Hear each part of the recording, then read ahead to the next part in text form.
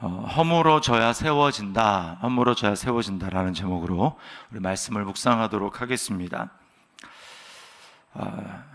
오늘 14절과 15절에 보면 새 언약에 대해서 하나님 말씀하고 있습니다.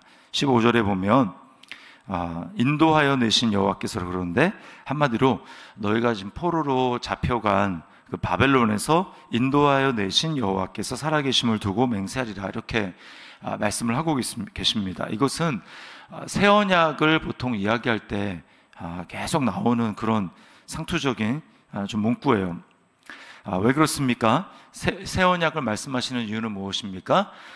옛 언약으로 열방이 하나님의 영광을 드러내는 사명에 이스라엘 백성들이 실패했기 때문에 하나님은 새 언약을 말씀을 하고 계세요. 옛 언약의 특징은 무엇입니까? 하나님이 계명을 주시는데, 율법을 주시는데 그 계명을 이제 그 돌판에 새기는 것이죠. 그리고 이스라엘 백성들은 그 돌판에 새긴 율법을 지켜 행해야 하는 것입니다. 그런데 계속해서 나오지만 그들이 하나님이 계명을 주었어도 마음으로부터 계명을 지키고 하나님의 뜻을 따르는 일에 실패했습니다. 온전히 섬기지 못하는 것이죠. 그러나 새 언약은 어떤 내용을 가지고 있습니까? 새 언약은 예레미야 31장에 나오죠. 거기 보면 계명을 돌에다 새기는 게 아니라 진리를, 하나님의 법을 마음에다 새긴다, 이렇게 이야기를 합니다. 그래서 그 결과 진짜 하나님을 알게 된다라는 겁니다.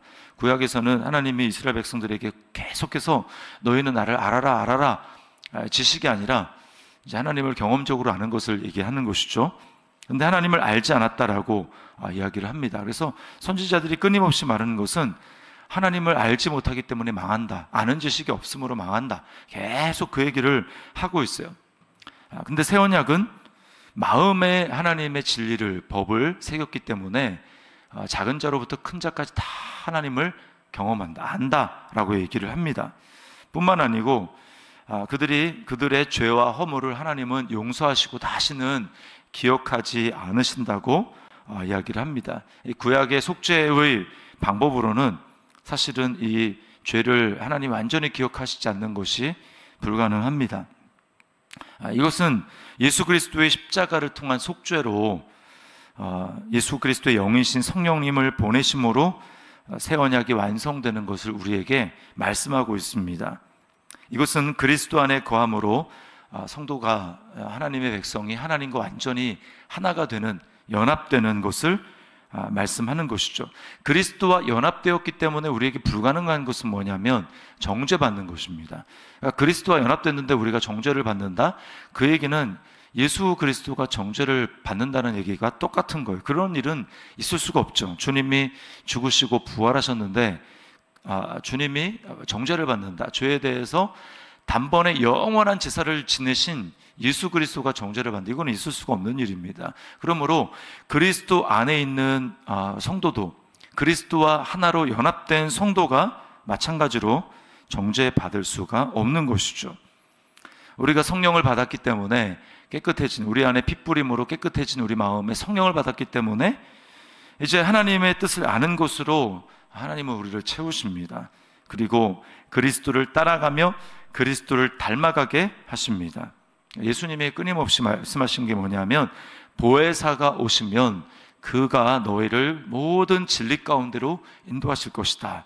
그 모든 진리 가운데가 뭐냐면 바로 예수 그리스도가 행하신 대로, 하나님의 뜻대로 우리를 인도하신다라는 것이죠. 요한일서에는 뭐라고 얘기하냐면, 너에게는 기름 부음이 있기 때문에, 그 기름 부음은 곧 성령님을 얘기를 합니다. 기름 부음을 너희가 받았기 때문에 너희는 모든 것을 안다라고 말씀을 하고 계세요. 이게 바로 새 언약을 하나님이 우리에게 말씀하시고 그 새 언약이 이루어질 때 우리 안에 일어날 일이라고 하는 것입니다. 자, 우리 자신에게 한번 적용해 보겠습니다. 그리스도 예수를 믿음으로 받은 축복이 진리의 영이신 성령님을 받은 것임을 정말 믿고 있습니까? 성령님이 내 안에 계심을 정말 기뻐하고 있습니까? 성령님이 그리스도를 따르며 그리스도를 닮아가게 하심을 알고 그러므로 날마다 기꺼이 순종하고 있습니까? 자, 이 일은 새 언약이 이루어지기 위해서 반드시 우리에게 먼저 있어야 될 일이 있는데, 그것을 이제 16절로 18절, 19절 우리에게 말씀하고 있습니다. 자, 여기 보면 두 가지 이미지가 등장을 합니다. 그건 뭐냐면 바로 낚시와 사냥이에요. 낚시와 사냥. 16절에 내가 많은 어부를 불러다가 그들을 낚게 하며, 또 많은 포수를 불러다가 그들을 사냥하게 하리니.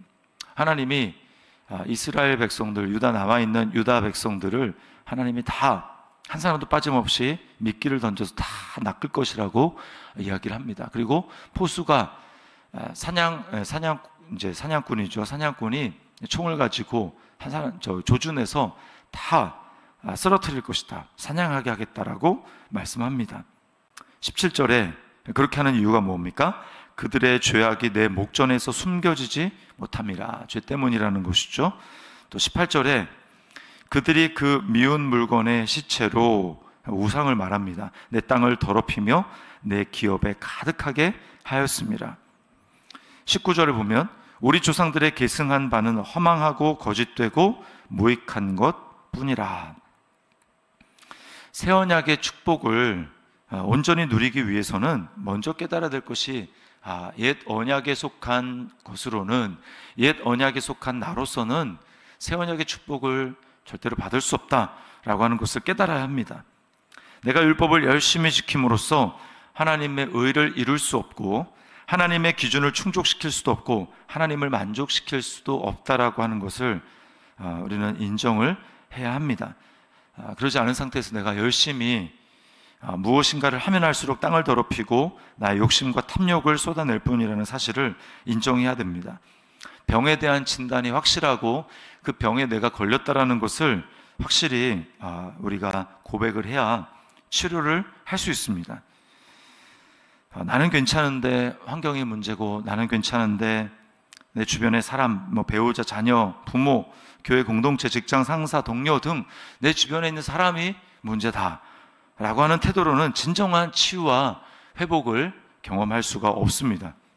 이스라엘의 문제는 뭐냐면 아직까지 거기 이루지 못했다라는 거예요. 그들이 정말 문제가 나구나 라고 하는 것을 정말 하나님 앞에 그들의 마음을 직시를 하고 그렇게 고백하지 못하고 있다라는 것입니다. 그래서 선지서에 특별히 이제 이사야 선지자, 우리는 지금 예레미야를 살펴보고 있지만 이사야를 보면은 이런 말씀이 있습니다. 이 백성이 눈으로 보고 귀로 듣고 또 마음을 돌이켜서 내게로 와서 고침을 받을까 하노라 라는 말씀을 종종 해요. 이 말씀을 신약의 예수님도 인용을 하십니다. 우리는 그 말씀을 보면은 이해가 안 되죠. 하나님이 우리에게 말씀하시고 음성을 들려주시고 하는 이유는 우리가 그 말씀을 듣고 또 하나님을 보고, 그래서 돌이켜서 하나님 앞에 나와서 고침을 받고 그렇게 살려고 하는 것 아닌가라는 생각. 근데 왜 하나님은 눈으로 보고 귀로 들어서 그들이 돌이켜서 내게 와서 고침을 받을까? 내가 두려워한다. 왜 그런 말씀을 하시는가? 라고 하는 것이죠. 이 말은 완전히 파산했음을 깨달아야 되는데 아직 그들이 그렇게 이루지 못했기 때문에 적당하게, 그렇게는 문제가 해결되지 않는다. 그렇게 적당하게 돌이켜서 내게 와서는 진정한 고침을 받을 수 없다라고 이야기를 하는 것입니다. 그러니까 건물로 예를 들면 정말 새로운 건물, 하나님이 원하시는 건물로 세워지려면 건물이 완전히 허물어져야 되는 겁니다. 허물어진 다음에 완전히 그냥 기초까지 다 폭파가 돼서 와르르 무너진 다음에 그 위에 하나님은 새로운 건물을 세우시기를 원하신다라는 거죠. 그런데 이제 건물 멀쩡한데 왜 그럴 필요가 있냐, 그냥 이제 안에만 좀 바꾸면 된다, 리모델링만 하면 되지 않느냐라고 생각을 할 수 있다라는 것이죠. 이것은 인간이 자신 안에 있는 문제를 완전히 잘 알지 못하기 때문에 그런 이야기를 하는 것입니다. 하나님은 우리에게 있는 문제를 직시하고 너에 있는 그 문제는 너에 있는 죄가 완전히 드러나고 그것을 너가 인정하고 직시되어야만 가능하다. 요한복음 4장에 보면 주님은 수가라고 하는 그 동네에 이제 그 한 여인을 만나시죠. 그 여인에게 이제 물을 길러온 그 여인에게 예수님은 생수에 대해서 말씀을 합니다. 너가 뜨는 그 물은 항상 마셔도 다시 목마르지만 내가 너에게 주는 물을 마시면 영원히 목마르지 않는다. 그러자 그 여인이 예수님께 주여 이런 물을 제게 주사 저로 여기 다시 물 들어오는 일이 없도록 해주십시오라고 이야기를 하죠. 그때 주님이 말씀합니다. 치부, 그 사람이 밝히고 싶지 않았던 치부를 드러내십니다. 가서 내 남편을 데려오라 이렇게 말씀을 하시죠. 정말 생수를 얻으려면 지금 내가 생수 아닌 것을, 헛된 것을 붙들고 있다라고 하는 사실을 정말 보아야 합니다. 여인에게 그것은 바로 남자였죠.